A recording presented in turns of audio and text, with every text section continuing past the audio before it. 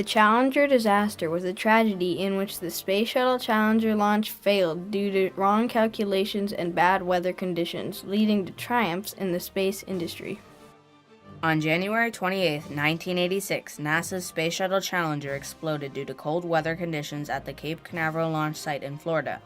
NASA built the Space Shuttle Challenger in the early 1980s. It went on to be launched 10 times before the catastrophic failure 73 seconds into launch on January 28th. This tragedy was eye-opening to NASA and helped lead to triumphs in the space industry, developing new safety protocol and technologies. NASA, or National Aeronautics and Space Administration, was created on October 1st, 1958. NASA's original purpose was to research the problems of flight outside of the Earth's atmosphere. It went on to land a man on the moon and create space shuttles which could be launched and landed multiple times. On April 12, 1981, the first ever space shuttle was launched. It was named Columbia and had 2 astronauts aboard. 2 years later, the Shuttle Challenger was launched successfully for the first time. It went on to be launched 8 additional times before the January 28, 1986 disaster.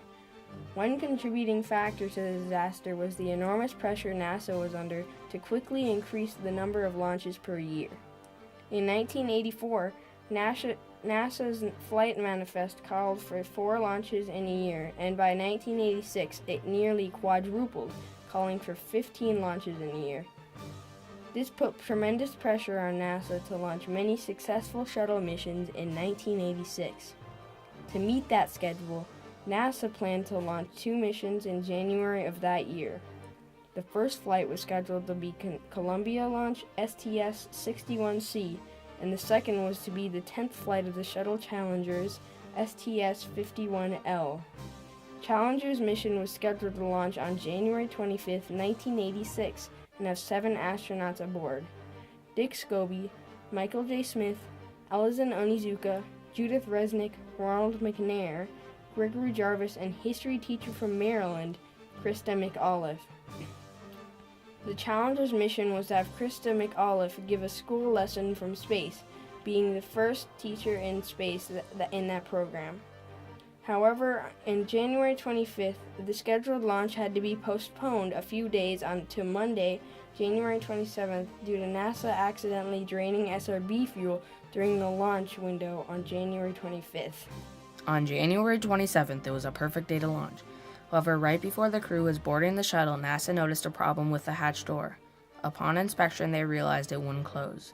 By the time NASA fixed the problem, it was an hour and a half later, and winds had picked up, making it unsuitable for launch. This meant the flight had to be rescheduled to the next day, Tuesday, January 28th.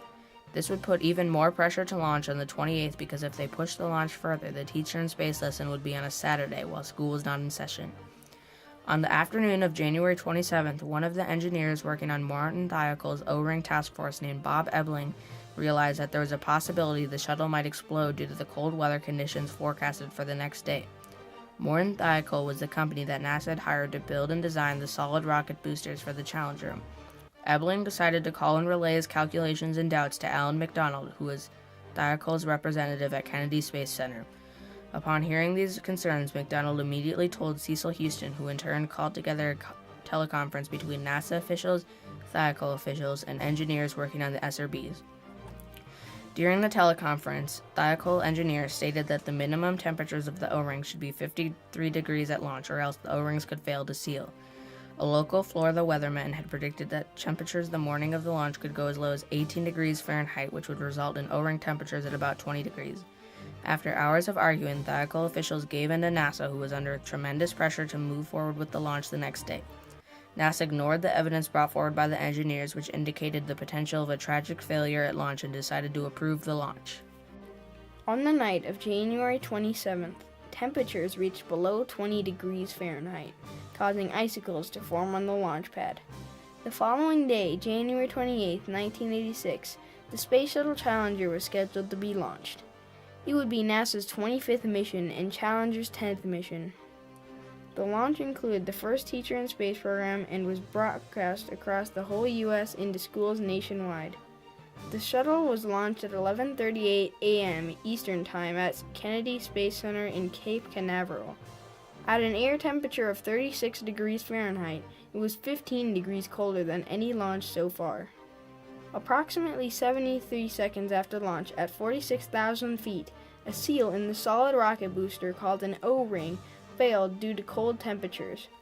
The solid rocket booster, or SRB, was designed to have multiple fuel tanks with O-rings, keeping the fuel tanks from leaking. The O-rings had never been tested in extreme cold weather before.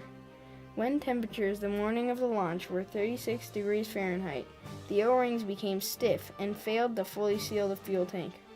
When the seal failed, hot gases were released from the fuel tank. The gases pierced a hole in the liquid oxygen tank, engulfing the shuttle in flames, causing it to look as if the shuttle exploded.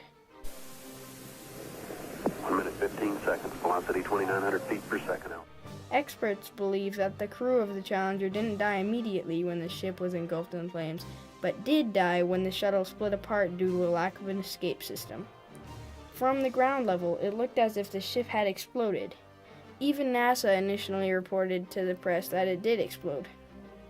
All families and friends of the crews watched the launch in real time, along with many other citizens. When they saw this disaster unfold, they were at first confused, and then distraught when they realized what happened. Yes, I was 21 years old, and that was the first big loss I ever suffered. I just remember screaming, and yeah, it was awful. Yeah. This tragedy was eye-opening to all of America. This was the first time in American history that they had lost lives due to a shuttle accident during any launch. At that point, NASA had a hiring freeze. They said they didn't want to do anything else until they figured out how to make the shuttle safe and everything again. 3 days after the accident, on January 31st, 1986, a memorial for the Challenger crew was held at Johnson Space Center in Houston, Texas. During the memorial, Ronald Reagan gave a speech regarding the deaths of the crew and stated that he would continue the shuttle missions because it's what the crew would have wanted. The disaster was mourned by all of America, and it wasn't another 2.5 years until NASA decided to launch another flight. But the tragedy brought about triumphs in the industry. After the disaster, President Ronald Reagan hired the Rogers Commission. The Rogers Commission was a group of scientists whose goal was to find out why the Challenger had failed during the launch. And so when we had the accident, everyone was really focused on just figuring out exactly what had happened, and then once we figured out what had happened, figuring out how we could work around it, fix it so that it wouldn't happen again. Members of the commission were Chairman William P. Rogers, Neil Armstrong, Sally Ride, and many more. Their investigation led to the true cause of the incident. A seal in the right O-ring on the solid rocket booster failed. The seal was designed to keep the fuel tank from leaking, but due to cold temperatures it cracked and failed to adequately function. Soon after the disaster, Thiokol lost their NASA contract for development of the SRB. Development was transferred to ATK United Space Boosters International, who extensively redesigned the solid rocket boosters as a result of the Challenger disaster. Routine safety tests were made more thorough to ensure that another accident did not happen again. Of course, a lot of the tests focused on the solid rocket booster. One major fix that NASA made to the shuttle was to add an escape system. The new escape system was first implemented on the flight immediately after the Challenger disaster, STS-26.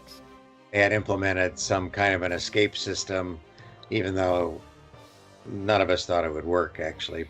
Experts theorize that it might have been possible for the Challenger crew to survive had they had an escape system, which is why NASA implemented one.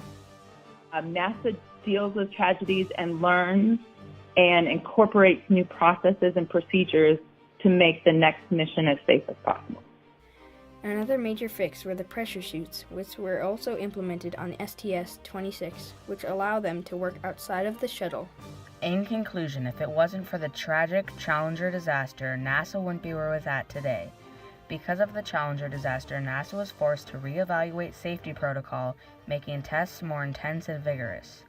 And this disaster helped prevent the chance of any more O-ring related disasters in the future.